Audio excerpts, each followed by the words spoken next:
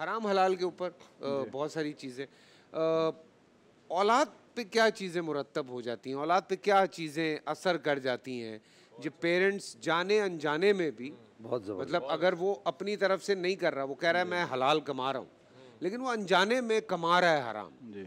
अनजाने में, तो क्या आपको लगता है औलाद पे वो चीज़ें असरअंदाज होती हैं? बिस्मिल्लाहिर्रहमानिर्रहीम।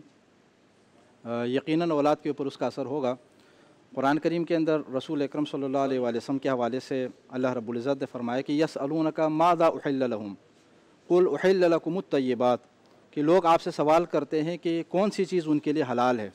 तो अल्लाह रब्बुल इज़्ज़त ने आपसे फरमाया कि उनसे कहें कि जो पाकीज़ा चीज़ें वो आपके लिए हलाल हैं। ठीक है, या अय्युहन्नास, ए लोगो तुम वो चीज़ें खा लो कि जो तुम्हारे लिए ज़मीन के अंदर हलाल हैं और पाकीज़ा हैं। तो हलाल और पाक चीज़ें खाने का और इन चीज़ों को अपनाने का अल्लाह रब्बुल इज़्ज़त की जानिब से हुक्म है।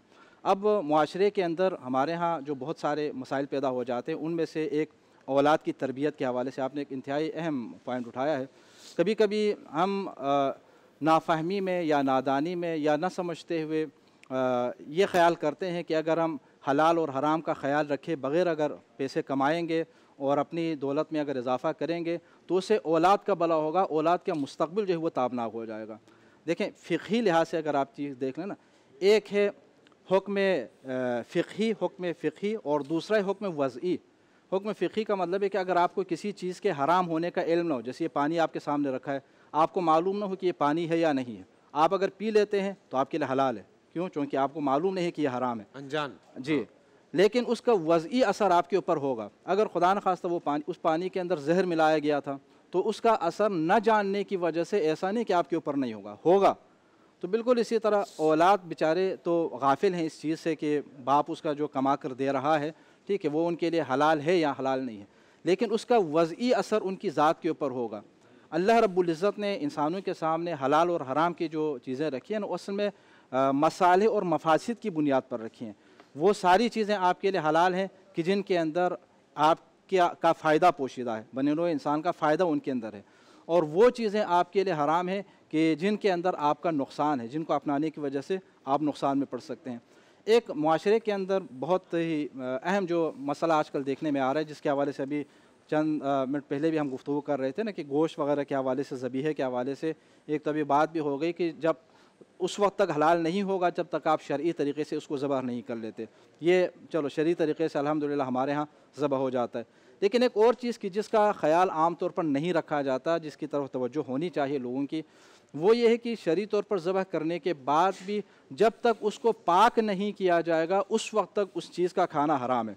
ये आयत जो आपके सामने पेश की ना कि तय्यिबात हलालन तय्यिबा, हलाल हो और तय्यिब भी हो, पाकीज़ा हो। आपने उसको काट लिया शरई तरीक़े से, लेकिन आपने उसको पानी से पाक नहीं किया और हांडी के ऊपर आपने चढ़ा दिया। अब उस खून, ये तमाम मकातिब फ़िक्र का इसके ऊपर इत्तेफ़ाक़ है कि हराम है, ठीक है, उसका खाना पीना हराम है। खून के आसार उसके ऊपर लगे हुए हैं, उसको पानी से आपने पाक नहीं किया, अब उसको आप खा रहे हैं, पी रहे। जितने अफराद उसको खाएँगे वो हराम में मुब्तला हो जाएंगे, यानी जो खाने वाला है वो ख़ुद और बाकी लोग अगर न जानने की वजह से अगर खा रहे हैं तो उनके ऊपर फ़िक़ही असर तो नहीं होगा, लेकिन हुक्म वज़ई उनके ऊपर तारी हो जाएगा, यानी उसके जो बुरे असरात उनके ऊपर मुरतब होंगे वो यकीनी तौर पर होंगे। तो इस चीज़ का आम तौर पर हमारे मुआशरे के अंदर ख़याल नहीं रखा जाता। तो इसलिए खाने पीने और ख़ास तौर पर इस हवाले से एक हदीस मुबारक भी आपके सामने पेश कर लूँ कि एक हदीस के अंदर ये बात आ गई है कि शमशीर के साथ जिहाद करना आसान है बनिस्बत हलाल पैसों को कमाने के, यानी हलाल तरीक़े से अगर आप कमाना चाहें तो ये ज़्यादा मुश्किल है मैदान जिहाद में जाकर जो है तलवार चलाने।